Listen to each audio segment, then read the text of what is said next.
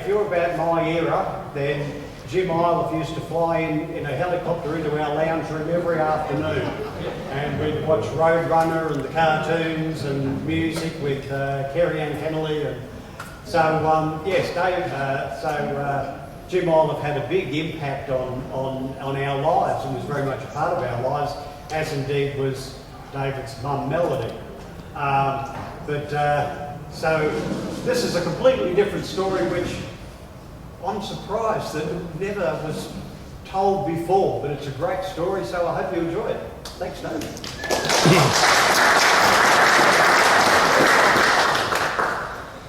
Thank you very much, Jeff. It is such an honour to be asked to speak here, also knowing of other people who have also spoken here, so I've got imposter syndrome. I do not feel worthy.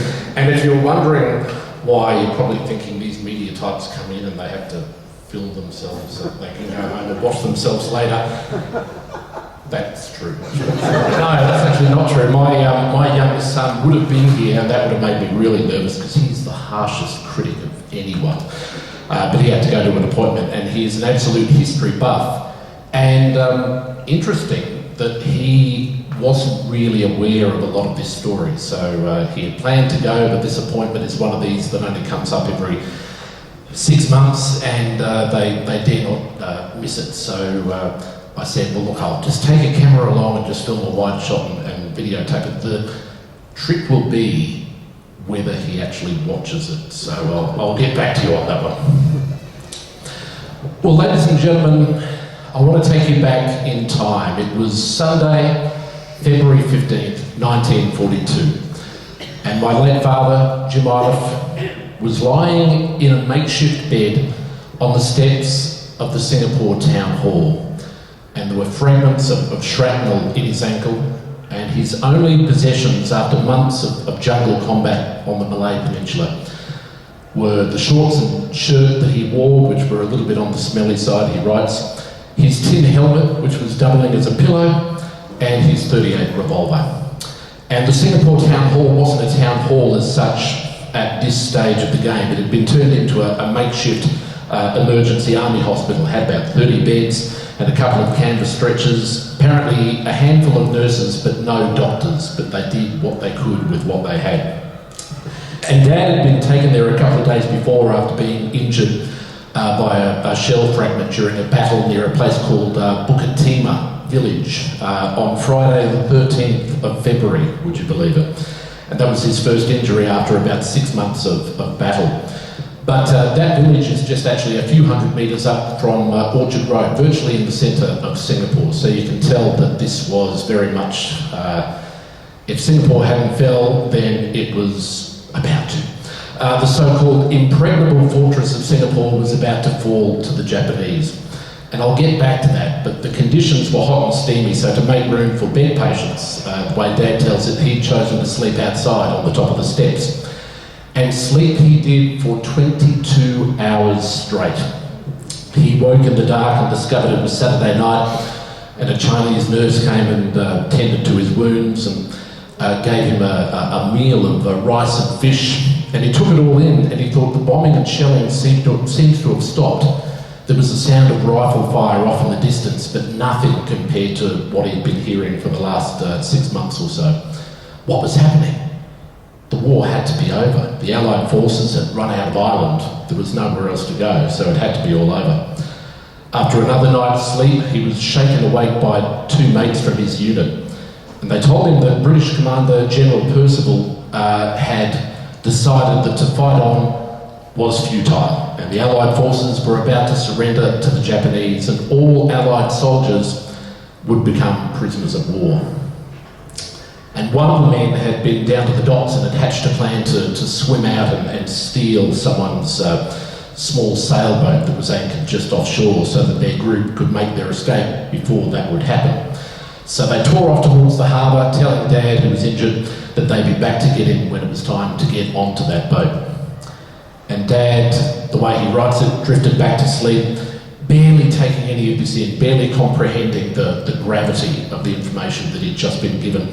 But I think even if his state of mind had been a little bit better, I doubt that he would appreciated at the time that the spirit of Aussie mateship, that you look after your mates, even if you're injured and you could slow them down, they look after you. That spirit had saved his life. I'll get back to that story. But last year I was privileged to be one of a small group of men and women from Toowoomba and Brisbane who were asked to be part of a fantastic oral history project being done by the University of Southern Queensland. And the premise of the project, and this is what got me in, it was investigating Australian military history, but focusing not on the direct stories of returned soldiers, because obviously time has marched on and there aren't too many diggers left from World War II now. But instead the idea was to look at the memories of the descendants of those soldiers and how those stories are kept alive for future generations through artefacts, letters and diaries and that sort of thing. And I thought, what a great idea. And I'm a radio presenter with the ABC, so my job gives me the privilege of talking to people about these really interesting projects. And I interviewed Associate Professor Martin Kirby from the USQ. And in that conversation, I think I briefly mentioned that my dad's war experiences and how since he died in 2005, my brother and sister and I had had his war medals and his badges and assorted paraphernalia put into a frame, which was more like a case and done professionally, and it looks great. And it now rotates around our respective homes annually, although as I say that, I'm thinking here we are in April and I think it's my turn. So I have to have a chat to my sister about that. But I was talking to him about the meaning of those medals, and he said that was exactly the sort of story that they were looking for. I've only got the trailer, but this video will just show you a little bit about what this project was all about. I'm here today to talk about my father. I'd like to share my story about my father, Alexander Baird. Here today to talk about my great aunt, who was a volunteer aid detachment nurse at the end of World War I. My dad, Flight Lieutenant Peter Rex Carr. I'd like to talk first about my grandfather, Richard William Bolton.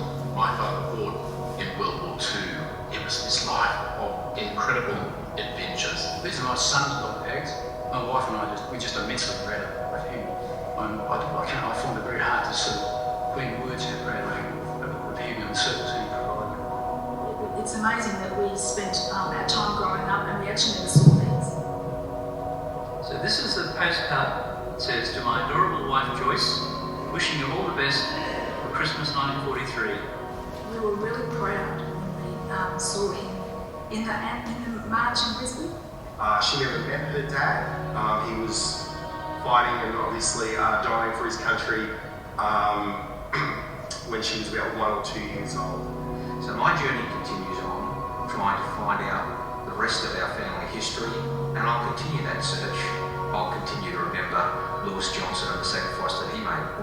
I think we lose much if we don't remember, because there is so much we can learn from them, so much we can take forward as a value. It's quite an amazing project. That's only the trailer, and we did it. Hang on, I'll get him off that young fella there for a moment.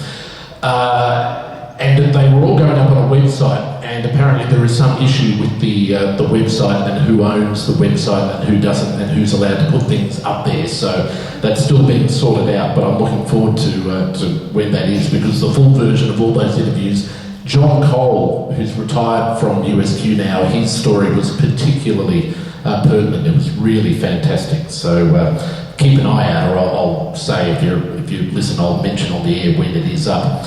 But in my brief spot there, I lisped my way through. I mentioned the word adventure in there, and I was almost reluctant to use that term to describe my dad's experience of war, because we're talking about a war in which 27,000 Australian soldiers were killed, and 23,000 were wounded, and another 7,000 died as prisoners of war.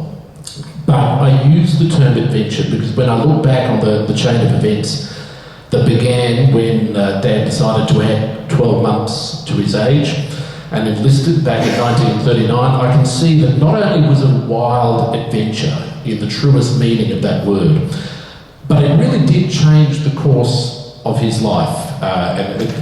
even though he was only 18 at the time, but it changed the course that life would take from that point on, and I think ultimately for the better. And I'm very lucky, for the sake of a talk like this, that my dad was a writer. He was so many things in his life. He was a soldier, he was a pilot, he was a radio presenter, a television host, a husband, a father, a grandfather, an author, a mediator, a wonderful teller of stories, but he was always also someone who felt the need to write things down and make sense of them, to preserve memories. So at the bottom of the hall cupboard at our place, which is one of those, I won't start that again, which is one of those places where you put things when people come round to pretend that you're tidy, and you put all the junk. And this is not junk at all, but in the bottom of that particular cupboard is a box full of dad stuff, letters exchanged, photographs and memories, and also a portable hard drive that my lovely sister, who is so much more organised than I ever could hope to be, put together for herself, my brother and me, with scans of all these things, including a comprehensive account that Dad had written of his time in the AIF and the RAAF. So partly with Dad's words and partly with my own, I want to take you back to September 1939. And the way Dad writes it, it was 10 o'clock on the night of Sunday, the 3rd of September, 1939. And I was with some mates up at King's Cross. I can't recall what we were doing there, but at the age of 17, it was probably harmless enough. He said the Cross didn't gain its sleazy reputation until after the war. I'm glad he added that. Suddenly there were newsboys calling out from all the street corners, "War declared! Australia declares war on Germany." And every Sydney newspaper had printed special editions proclaiming England's declaration of war and, of course, our Prime Minister Robert Menzies' declaration of Australia's involvement. But as I read those dramatic newspaper headlines on that fateful night, never in my wildest dreams could I have imagined my role in this war, first as a combat soldier and later as a Royal Australian Air Force pilot. Nor could I have imagined myself with 6 others sitting on a 16-foot sailing boat, becalmed in the middle of the ocean. But for an impressionable 17-year-old, a student of advertising as he was at the time, the challenge was in devising ways and means of becoming a part of this exciting turn of events. To the uninitiated, the prospect of becoming a soldier, a sailor or an airman and fighting for one's country had a heroic ring about it. It became my ultimate goal, and I wasn't going to let a small matter of 8 months stand in my way. So I reported to Sydney's Victoria Barracks and falsely declared that my date of birth was actually the 23rd of April 1921. This was a slight diversion from the truth. It was accepted at face value and I was over the first hurdle. And that's how Dad came out of that particular meeting, shall we say. At first, Dad was posted to the 33rd Fortress Company, Royal Australian Engineers, based at Sydney's South Head. And they were given some very basic combat training, but their main job was to man the searchlights that had been actually put into the side of the cliffs at South Head in Sydney and North Head, and scan the coastal waters for enemy ships.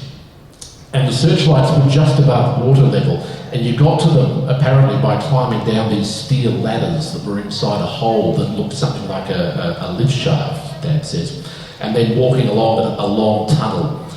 And Dad was there for 6 months, and of course the only time that you can use a searchlight or be on the lookout for enemy ships was at night. So 6 months of very, very little sleep. And in fact, the only time there was ever even a suggestion of any enemy activity was one morning just before dawn, when another soldier on duty sounded the alarm because there was a large ship on fire out on the horizon, about 30 kilometres off the coast. After a brief period of panic, everyone soon realised that this floating inferno was actually the rising sun. Dad insists that it wasn't him, and I had to take him at face value. But I've been intrigued ever since Dad told me that story, particularly in recent years when we've had the internet, to find out, can you go down to this tunnel set up now? This sounds fantastic. It sounds like an adventure playground on steroids. And I'm amazed, constantly amazed at history's ability to cover its tracks, because I've actually only discovered this last night, but there was a website actually asking for more information. No one seemed to know what this tunnel, which someone had discovered by mistake only in the 1950s, so we're only talking 20 years after it was used, for the purposes the dam was stationed there. And they'd filled it in, but some kids had discovered it, and one of them had fallen down. And the only shot, the only photograph that anyone seems to have of it is one that someone took from a drone, and that's where the tunnel actually came out from the South Head cliff. And there was a similar setup at North Head, I believe, and at Middle Head in Sydney. We had these set up all over the place in a similar setup. But I think if you go in there now, there's probably a dozen men living rent-free in there, I would imagine. But what a view, what a fantastic view. The following May, the Australian Imperial Force was established and the Army began recruiting men for overseas service. And Dad applied to the AIF because he thought it had to be more fun than sitting there watching ships that never arrived. But he was rejected because he was already in active service. So Dad seemed to be never one to take no for an answer. So with the help of one of his mates, he hatched a plan to persuade his commanding officer to agree to a transfer. A plan that could well have seen them both court-martialed and thrown into prison. In Dad's words, to our commanding officer stationed at North Head, the very thought of a man wanting to desert the ranks of the 33rd Fortress Company was unthinkable.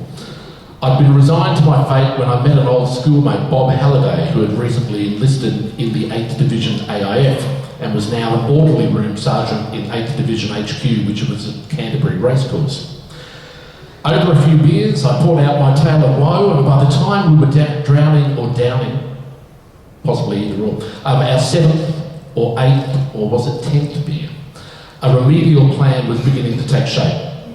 Bob was on good terms with his adjutant, Major Norris, a former British Army man. He would get him to write to Colonel Mainwaring, requesting my transfer to the 8th Division. Simple enough.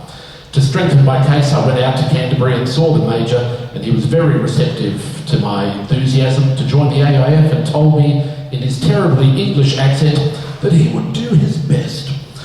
This still didn't work, so it became pretty clear that more extreme and dangerous measures might be needed. It strikes me now that these are the sort of things that a parent might tell their kids never to do. Dad writes, actual dates now elude me, but I think it was early 1941 that Bob Halliday and I were having a beer together. You're seeing a bit of a recurring theme here. We just finished a delightful meal of steak and eggs, followed by a generous serving of fruit salad and ice cream at the Australia Hotel. It was a favourite eating spot way down in the lower section of the Martin Place complex. We both scored dates with a couple of the waitresses there and promised to wait around until they finished work at 9 o'clock. What was said at that point in time to trigger this action, I cannot recall. I would add, I would imagine it had something to do with the beer consumed. But I do know, and I shall never forget, that before I knew it, I was on the telephone impersonating Major Norris in my very best British accent and asking Colonel Mainwaring to release Corporal Isla for duty with the 8th Division AIF. I asked if he would recall the letter that I'd written to him on the subject and went on to explain that I believe that Isla would be an asset to the ranks of the 8th Division HQ. Dad admitted to mention earlier that Mainwaring was a bad stutterer, and now hastened to add that his initial stuttering rebuff to the Major, my father, for interrupting his dinner became even worse as he finally agreed to let Isla go. His final words were, "Put it in a further requisition and I'll attend to it."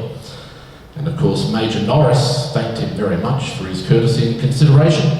And Major Norris's impersonator and his accomplice fell all over the floor laughing nervously at their own audacity and the enormity of the crime they had committed. And all jokes aside, I'm not sure what the penalty would have been had they been found out. And every time the phone rang at South Head, Dad thought that his goose was cooked, but eventually the request came through and he transferred to the AIF. Since long before World War II began, Australia's defence planning had revolved around what became known as the Singapore strategy. And this involved creating a massive naval base at Singapore as a point where the British fleet could respond quickly to Japanese aggression in that part of the world. So in those first stages of the war, this is where the majority of Australia's forces were concentrated. And this is where Dad and the rest of 8th Division were bound when they boarded the SS Zealandia, a coastal ship with a top speed of a whopping 12 knots to go to war. And Dad writes, my own family came down to Circular Quay where we sailed from what is now the overseas terminal. There were no coloured streamers at this sailing, just a sombre realisation that some of those being farewelled might never see those shores again. Arms waved and tears flowed as those on shore vainly tried to imagine and dread the emptiness of their lives from this moment on. But for most of us, it was the beginning of a big adventure. We refuelled at Fremantle and saw our last sight of Australia, the giant sandhills near Fremantle. I had a look on Google Maps. They were probably referring to what I could see were the Lancelin sand dunes, which are about an hour north of Perth, but I'm not familiar with that part of the world. It's hard to describe how secure the people of Singapore felt in the months leading up to the arrival of Japanese forces on the Malayan Peninsula in December of 1941. I never knew anything about World War II much until I started reading Dad's diaries. And this is a real revelation to me, but as I mentioned before, Singapore was a vital strategic base for the British and they had resourced it accordingly. Dad wrote, the big 9.2 naval guns that protected the island would hurl their massive shells many miles out to sea. There was an occasional blackout drill and every Saturday morning the authorities would test their air raid sirens. Singapore streets were filled with troops on leave from Malaya, sturdy British infantrymen of famous regiments like the Royals, the Scottish Highlanders, and the Argylls and the Gordons. There were sun-tanned Australians of the AIF 8th Division, huge bearded Sikhs, tough little Gurkhas, Malays from the Malay Regiment, as well as RAF and RAAF airmen from Britain and Australia and New Zealand.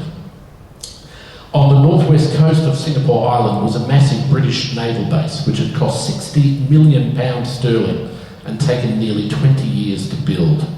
It was 22 square miles of deep sea anchorage which could accommodate with ease a combined British and American naval force. It was an enormous floating dock towed 8,000 miles from England to Malaysia, large enough for a 45,000-tonne battleship and a smaller floating dock for the repair of destroyers and submarines, and a graving dock which could accommodate, with a few feet to spare, the Queen Mary and the Queen Elizabeth. It was a giant crane which could lift an entire gun turret out of the battleship. There was everything you can imagine, everything that the most powerful nation in the world would need to defend part of its kingdom. This naval base was a world of its own, whole residential areas inside. There were cinemas, churches, even a football field. And with all these superficial indications of power, it's easy to see how people could feel safe and happy in Singapore. They saw many different uniforms in the street, so there must be plenty of soldiers. They saw aeroplanes in the sky, so obviously we were strong enough in the air. We had a fantastic naval base and therefore had nothing to fear from the sea. And to the north, straddling the northern position of the Malay Peninsula, was our natural ally, the impenetrable jungle, as many people who had never tried to penetrate it were in the habit of calling it. Our service chiefs and also the general public felt genuinely confident. We had come to believe our own propaganda, Dad writes. We said, in effect, if you Japanese want war, then we are ready for you. We knew that Japan's economy was rapidly deteriorating, and from this economic weakness, we inferred military weakness. A week before December the 8th, British warships, the Prince of Wales and the Repulse, arrived at the base along with an assortment of destroyers, and this was going to be the nucleus of a new Far Eastern fleet. At the time of the first Japanese air attacks on Malaya, Dad's unit were guarding the Kluang RAF base. And air raid sirens had sounded for ages. They'd been there for a long time before the attack finally happened. And they'd endured air raid sirens for so many nights in a row that they started to not take it seriously. And so that when the actual first Japanese air attack came in, complacency, as you would expect, had set in. And in Dad's words, on the first night they did come, I vividly recall one of the blokes in our tent deciding that it was just another false alarm and not worth getting out of bed for. And when the first bomb exploded nearby, he realised his folly, and with no time to get dressed, and in the bright moonlight, we saw his naked body hurtling through the air, flinging itself into the nearest trench. That raid lasted a good 20 minutes. The poor bloke was bitten alive. Cluane Airport was badly holed with bomb craters, and there were a few near misses, but in our camp area, nobody was hurt. As the war started to become real, Dad wrote about one member of his unit who I would imagine now, if he ever used to watch MASH, became the Sergeant Klinger of that particular unit. This bloke would apparently front up to parade each morning with some sort of imaginary illness. He suddenly realised that this war thing was dangerous. Maybe he shouldn't be here. So he'd come up with anything from the common cold to malaria to the flu, until one morning the medical officer, who had become wise to the game that was being played, said to him, "I think this is a serious case of malingering." And the soldier's face apparently lit up and he said, "Is that serious, sir?" "Serious enough to get you into trouble." It soon became clear that the Japanese were an unstoppable force, and its attack on Malaya had been meticulously planned. Winston Churchill had sent the Prince of Wales and the HMS Repulse to Singapore to stop any attempts by the Japanese to land on the Malay or Singapore coastlines. They arrived on December the 2nd. 9 days later, both were on the bottom of the ocean. While on land, the Japanese were a formidable force by strength of numbers alone. Dad wrote, "We spoke to some British soldiers who had been in combat with the Japanese to the north, and most said that the sheer weight of numbers was the main reason of the Japanese success to that point. As one of them put it, 1 Brit is worth 10 Japs, but unfortunately there are 11 Japs." While some Japanese forces made their way down the Malay Peninsula through the thick jungle, many more were loaded onto barges, such as Simple Approach, and shipped down the west coast under heavy air escort to outflank Allied forces. And one of my father's strongest recollections of his time in combat in Malaya was an ambush that his and one other company carried out on the advancing Japanese troops near a town called Jimas. And Dad wrote, "Anti-tank gunners took up positions with their guns at a bend in the road about a quarter-mile south of the bridge. The Japanese tanks came first, and then about 800 Japanese troops riding bicycles and singing and laughing as though they didn't have a care in the world. At the appropriate moment, when all of the tanks were over and the bridge was filled with Japanese, the engineers blew up the bridge. And at the same time, the anti-tank guns systematically destroyed the Japanese tanks, mostly head-on as they trundled down the road. And then the Australians attacked those Japanese soldiers not already blown up on the bridge. It was all over in about 2 hours, and it was a proud moment for the 2nd 30th Commanding Officer, Black Jack Gallagher, who won the DSO for distinguished service in personally leading his men to victory in his that first Australian encounter with the invading Japanese forces. The Japanese remaining on the northern side of the bridge brought up heavy artillery, and our troops moved back 12 miles to our main base at Jimas. But within 24 hours, the Japanese had built a makeshift bridge and were streaming across and establishing a new base just a few miles north of Jimas. They were prepared, they knew exactly what they were doing. Another enemy of the Allied troops fighting in Malaya was the climate. In the wet season, soldiers found themselves fighting it rained all day, most of the night. The oppressive tropical heat just sapped their energy. And the so-called Battle for Malaya is recalled as one of the grimmest, bloodiest battles of the entire Malayan campaign. The Australians and the Allied forces were hopelessly outnumbered. 1,800 Australians against 15,000 Japanese Imperial Guards, the elite of the Japanese fighting forces, in jungle greens, armed to the teeth, and assisted by Japanese fighters and bombers in the sky. And as I mentioned earlier, it soon became very clear that the Japanese invasion of that area was an extremely well-planned exercise, probably detailed years beforehand. They knew the location of every hill, every bridge. Their maps, which were later recovered, showed the terrains in every conceivable detail. Allied forces managed to delay the inevitable advance towards Singapore by blowing up the causeway linking the Malay Peninsula to Singapore. But by mid-February, 1942, Allied forces had been pushed into a narrow perimeter around the urban area of Singapore, and Lieutenant General Arthur Percival surrendered his forces on the 15th of February. And following the surrender, 14,972 Australians were taken prisoner. But as the sun set on February 15th, a small band of soldiers had swum out to a 16-foot sailing ketch anchored in Singapore Harbour and tied it up at the dock. And they rounded up about 4 other soldiers from their unit, as well as another 4 from another battalion who wanted to join them. They then found a battered rickshaw and pulled it through the streets of Singapore to the town hall, where, as promised, they collected that other badly wounded fellow and carried him down to the docks. None of the group knew how to sail a boat. It had, like most sailing boats, a small auxiliary engine which they managed to start before raiding one of the big storage sheds on the wharf, where they found cases and cases of tinned peaches and pears. They grabbed as many as they could, as much water that they could, and boarded the boat and started the engine and chugged out into darkness of Singapore Harbour in what they thought was towards the open sea. But there were 3 things that the group didn't know that could nearly have got them killed before they cleared the dock. One was that Singapore Island is the largest of a group of smaller islands which almost embrace its southern shore, and without knowing the lay of the land, it can be challenging to find your way ultimately out into the sea. I'm told, I suppose the local seamen know it easily, but if you're not familiar with it, you could think you're heading in the right direction and end up beached on an island. They also didn't know that small motors on boats have a water pump which needs to be working to keep the engine cool. So after about half an hour, the motor overheated and its innards melted into a mess of twisted metal.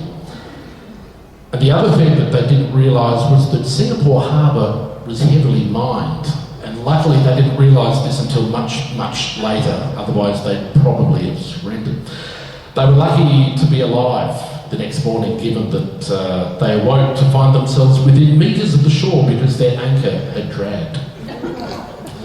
With the surrender signed the previous afternoon, during the night, Japanese forces had systematically come in to occupy the main city and the harbour areas of Singapore.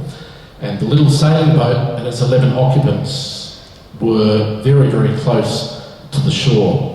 And they were sitting ducks. They'd been spotted by one of the Japanese shore patrols.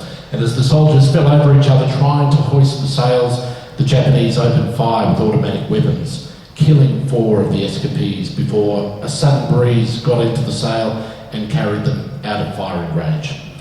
As best as they could tell, the 7 escapees were headed for the island of Sumatra. And the journey is only 80 kilometres, but it wasn't a quick one. Just want to play you it up if the volume will work. Dad, back in 2002, a lady who records oral histories came and recorded a long chat with Dad, and I'm really sad that I don't have the full version of this, but this is just a section where Dad was recalling that escape from Singapore Harbour. Let's see how we go with the volume.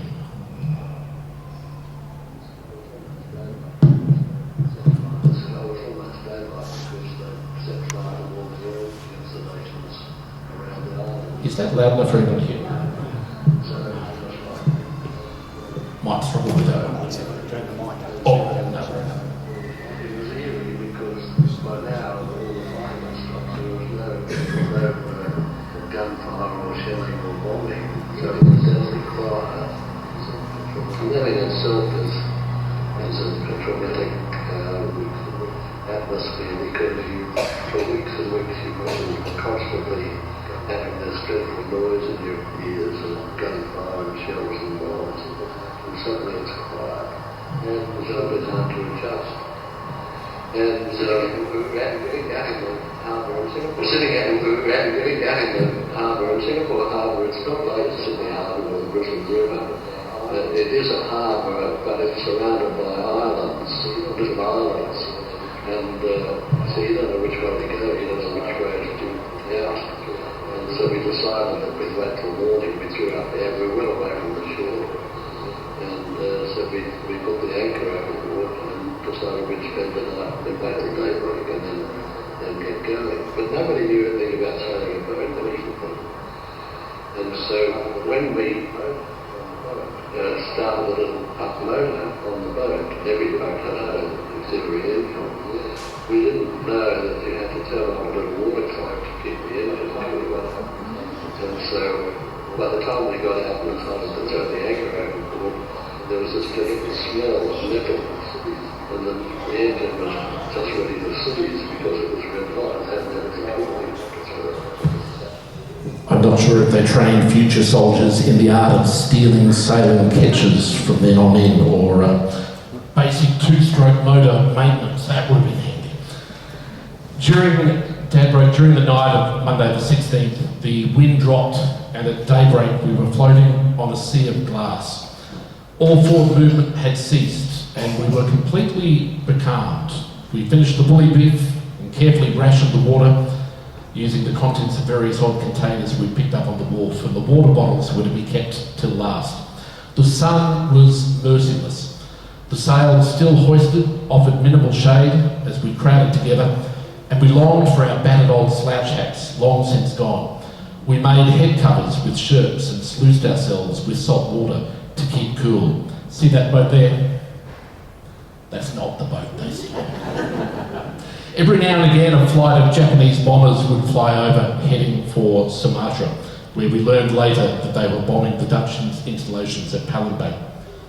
We had one fright when one aircraft left formation and came down low enough to have a look at us. We removed our shirts and supposed that our army tin hats might look something like the round coolie hats that the locals wore, because after a quick look, he rejoined his formation.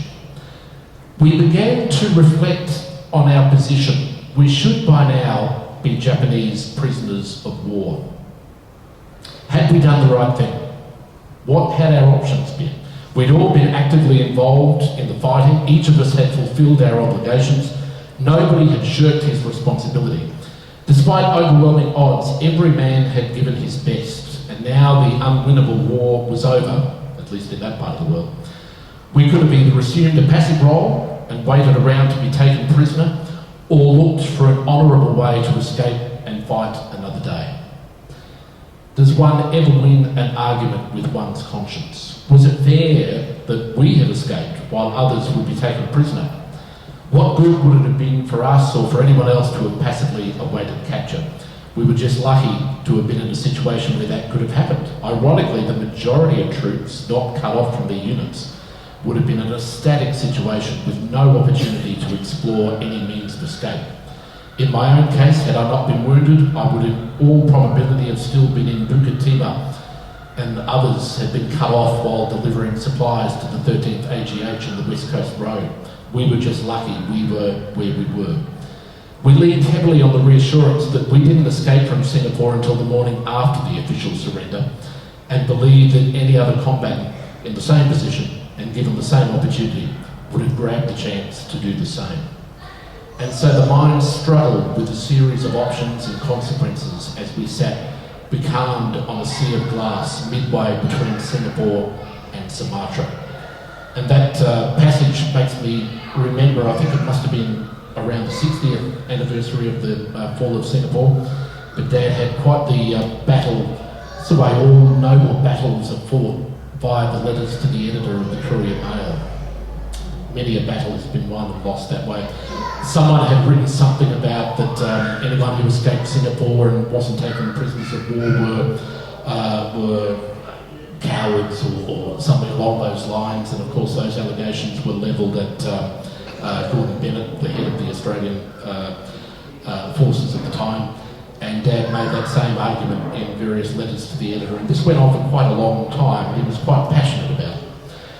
The calm didn't last long before the storm began, but little did anyone know that that storm would send them towards the next landmass at a little bit greater speed than what they had bargained for. By the next morning, the winds and current combined saw them heading towards an outcrop of rocks on the coast of what they thought was Sumatra. Finally, they were tossed against a shallow rocky outcrop on a sandy beach, and thrown into the surf. And by the time the group made their way onto the beach, it was nearly night again. As they recovered from their struggle and got the water out of their lungs, they were horrified to see a troop of soldiers walking up the beach towards them. They were sure that they were Japanese in their jungle green uniforms, and they were armed. Stunned by their awful luck, the men reached for their bayonets and pistols and prepared to mount whatever flimsy defence they could rustle up, when the leader of the group called out, not in Japanese, but at first in Dutch, and then English, "Where in hell did you come from?" The Dutch soldiers took Dad and his fellow escapees to one of their outposts, where they redressed Dad's ankle, which was by then badly infected, and fed them.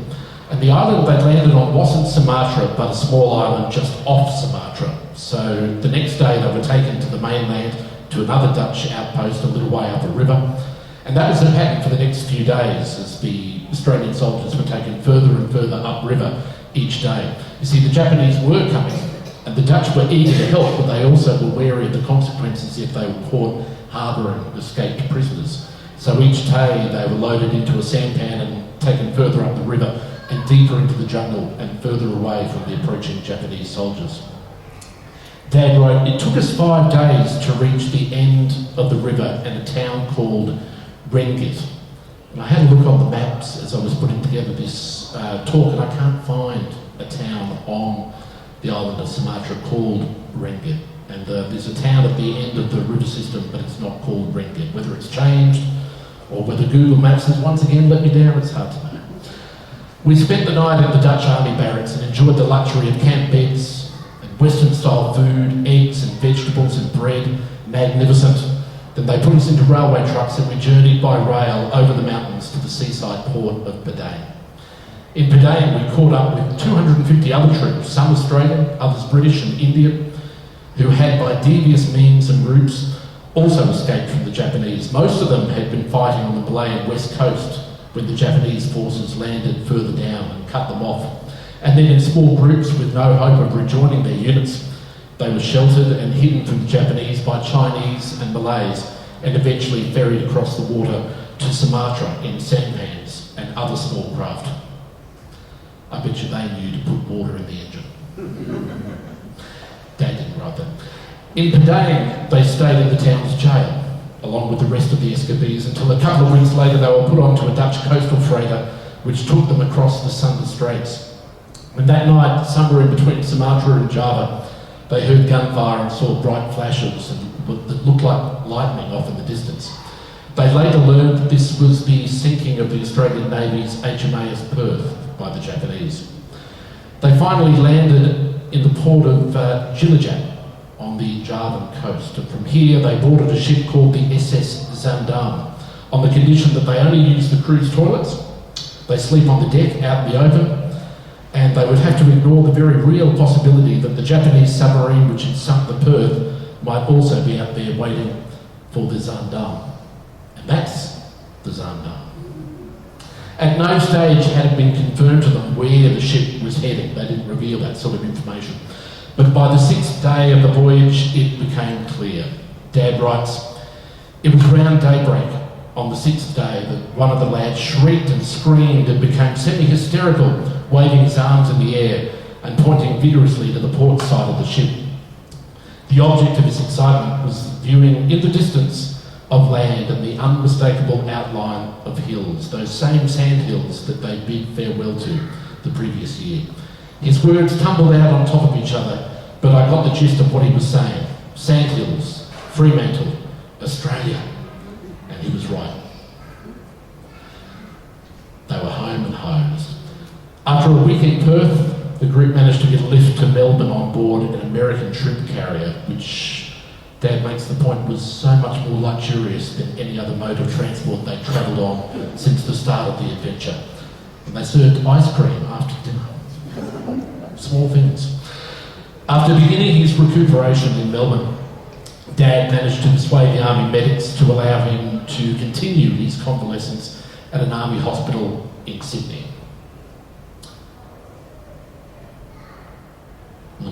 And so it came about, Dad writes, that I was issued with crutches and taken by car to Flinders Street Station and put on board the Spirit of Progress for the journey home. And in those days, you had to change trains at Albury. There was the different rail gauge. And it was about 11 p.m. About 11 p.m. when I changed trains and took the opportunity to telephone my family. You'd think this was written in Dad's handwriting, it's not. Took the opportunity to telephone my family to say I was coming home, and I well remember my father answering the phone, probably roused from his bed, and the stunned momentary silence when he realised who was calling. My family met me at Central Station in Sydney, and it was quite a reunion. Dad spent the next 18 months in and out of hospitals before transferring to the RAAF, which was looking for soldiers wanting to train as pilots. And this is sort of what I mean by the opportunities that were given to soldiers in those days were quite incredible. So he completed his elementary flying training at Narrandera and was then posted to Calgary, Alberta, Canada, where he gained his pilot badge in February 1945, and he wanted to fly. He wanted to fight in the war as a pilot. But by then the war was almost over, about 3 months from being over, and there was a surplus of trained pilots. So after doing some flying in the US, he returned to Australia on an American ship, arrived back in Australia on VE Day. And it was almost 6 years, almost to the day, to that evening, that a young Jim Iliff was in Sydney's King's Cross when he heard that Australia was at war and thought to himself, that is a pretty exciting prospect. He joined Radio 2NZ in Varel because he tried out this radio thing over in Canada. They had a little in-house radio station at the army base or the air base, and Dad tried it out and thought it seemed like a bit of fun. So he joined 2NZ as their breakfast presenter until after 3 years he left to be a pilot for East West Airlines flying between Tamworth and Sydney. The real reason he left 2NZ, and this is quite amazing to me, is that the station was owned by one family who'd owned it for years, and it was a tradition that all of the staff, this wouldn't happen nowadays, maybe it would, all of the staff would pitch in each year to buy a birthday present for the daughter of the station manager, who none of them had ever met. God knows if she even existed the way Dad put it, but Dad confronted the manager with the audacity and ridiculousness of this situation, and he said, well, pay up or go. So Dad went and joined and became a pilot. But in 1950, he decided to move to Brisbane. He had an ear injury which stopped him continuing to be a pilot from then on. He moved to Brisbane, just happened to walk into radio station 4BC on the day that they were auditioning for a new afternoon announcer, got the job. Nearly 10 years later, QDQ9 was preparing to become the first television station to go on air in Queensland, and Dad became the second face on Queensland television and looked something like that. What that photo doesn't show is that in those days, it's different now. If you're losing your hair, which is one of the great bequests that my father has passed on to me, you sort of cut it a little bit short and accept it. But in those days, particularly if you're on television, if you were losing your hair, we had to pretend that that didn't happen. You know, that only happened to mere mortals. It didn't happen if you were on television. So they made Dad get a toupee. And the story goes, I don't remember this, I deny it ever happened, but this story gets told at any Iliff family gathering. That one morning I went in, I must have been about 4, and Dad was putting on his toupee, and I looked at him, and I said, Dad, did you have to kill someone to get that? I now know that he did. For the next 20 years, as Captain Jim Iliff, he was a children's television institution. Each afternoon, landing at Channel 9 in a helicopter and running straight into the studio. A slight fabrication of the truth, because while Dad was a pilot, he'd never learned to fly a helicopter. And those with a keen eye, probably not the kids watching, would have noticed that he was sitting on the wrong side of the helicopter. And if he was in control, then there was something serious about to happen. But that didn't stop the neighbourhood kids in Blackstone Street, where Mum and Dad bought their first house, from asking where Uncle Jim was going to park this helicopter. There wasn't even a garage. He formed the Australian Institute of Radio and Television in the mid-60s while he was still at Channel 9. And for the next 30 years, he and another gentleman by the name of John Knotts, who you may or may not remember, trained radio and television presenters who went on to become household names, including Jackie McDonald, Kerry Ann Wright, who became Kerry Ann Kennelly, Andrew Lofthouse, Ian Skippen, Bob Gallagher, and a host of others, including yours truly. At a discount rate. He left Channel 9 in the 1970s and became head of the Queensland Heart Foundation and later the Queensland Guild of Furniture Manufacturers, completely divorced from anything to do with the media. But when he finally retired, he volunteered as a mediator, as a community driver for the elderly and the not so elderly. And I don't just mean ferrying his kids around, that goes with the territory. It was a volunteer job.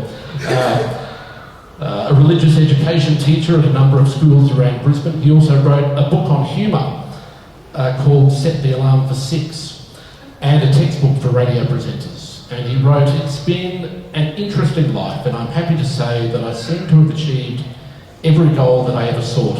To play an active role in the war and survive, to become a pilot, to be a radio announcer, to be on TV, to assume a responsible role in business, and to help raise a happy, well-adjusted family, to write a book that sells, to live in good health, and to know and cherish my grandchildren." And he achieved all those things. But to wrap things up, what amazes me about Dad's story, and all that I've told you weren't stories that he ever passed on to us verbally. He was never the sort of person who talked about war, and most soldiers don't, but Dad particularly he didn't glorify war. I think he wrote this just as an account so that it would be remembered. And I think he was quite proud of surviving that escape from Singapore, which, to put into perspective, I had a look a few years back when the internet first came to be. You can catch a ferry from Singapore to Sumatra for about 5 months. But there were no ferries on this particular day, and I think Dad, being injured, probably would not have lasted too long as a prisoner of war.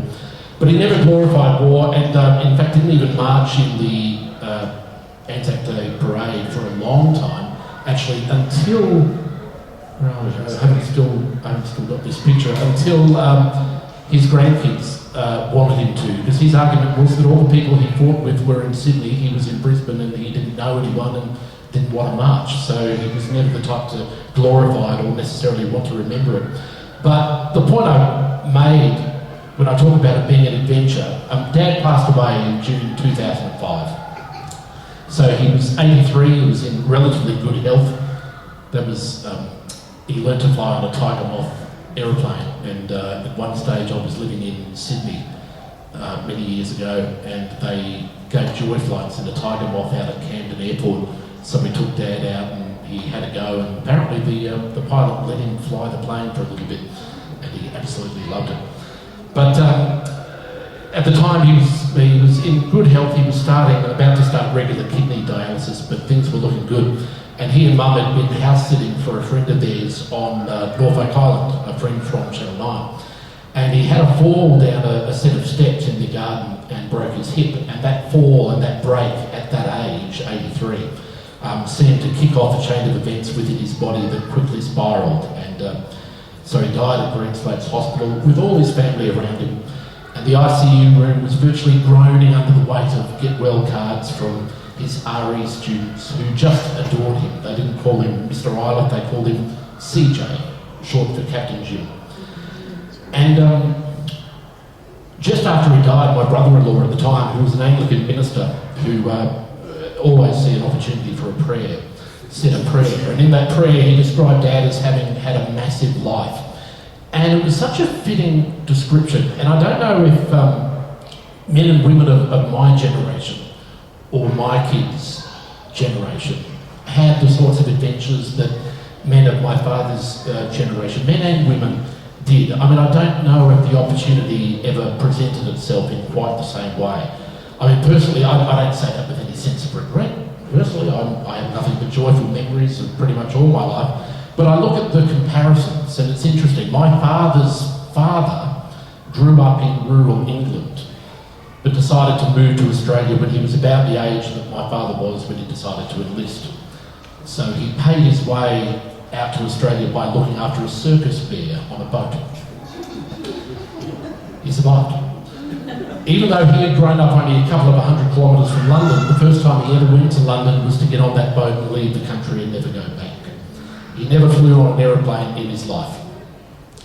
My father was a year younger when he enlisted and went to war and had that incredible adventure. And throughout his life he travelled all over the world and was very lucky.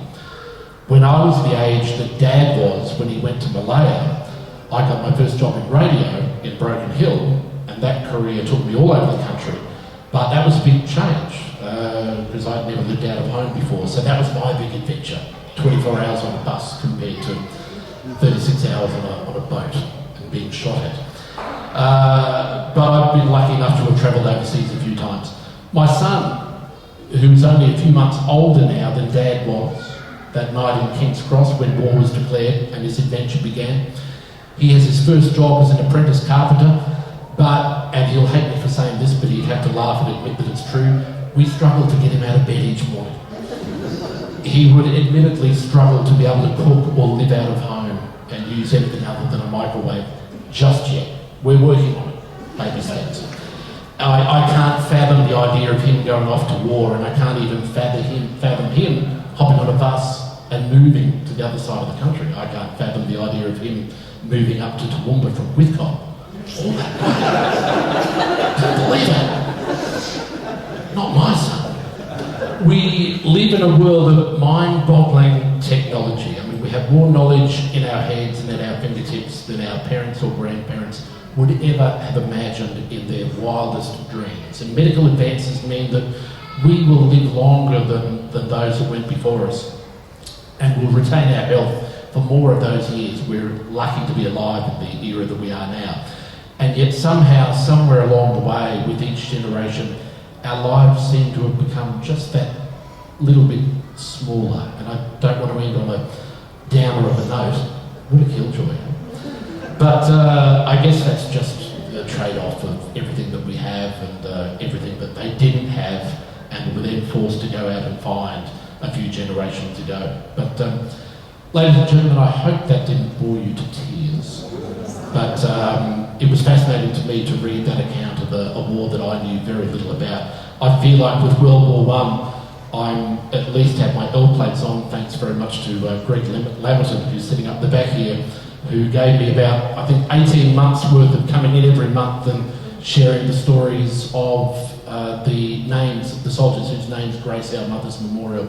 And I learned an incredible amount about World War I. And to me, the same things amazed me about World War II, in that people still signed up to go. And I shouldn't be amazed. I mean, they wanted to defend their country, but I don't know if the same thing would happen or the same numbers would sign on with the same sort of zeal now.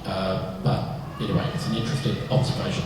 But thank you very much for having me here today, and I hope you enjoyed the story.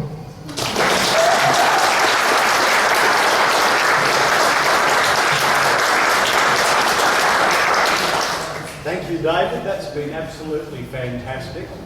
As we were going through that, I was remembering CEWB. Granted, he was talking about World War I, but he always was at pains to show that to say that the soldiers firstly were very young, but also that he tried to say these are just ordinary people, but doing extraordinary things. And so I think with Jim, maybe he was a little bit on the extraordinary side. And that has been wonderful, because when David told us a little bit about that, and that was when we had an exhibition, might have been Horse in War or something a few years ago, and I said, why has this never been a book? But so it really is a fantastic story, and thank you very much for it. It's 80 years, of course, more or less, since that happened, and so we thought it would be great to have David in to speak today and this month being Anzac Day as well. So thank you very much.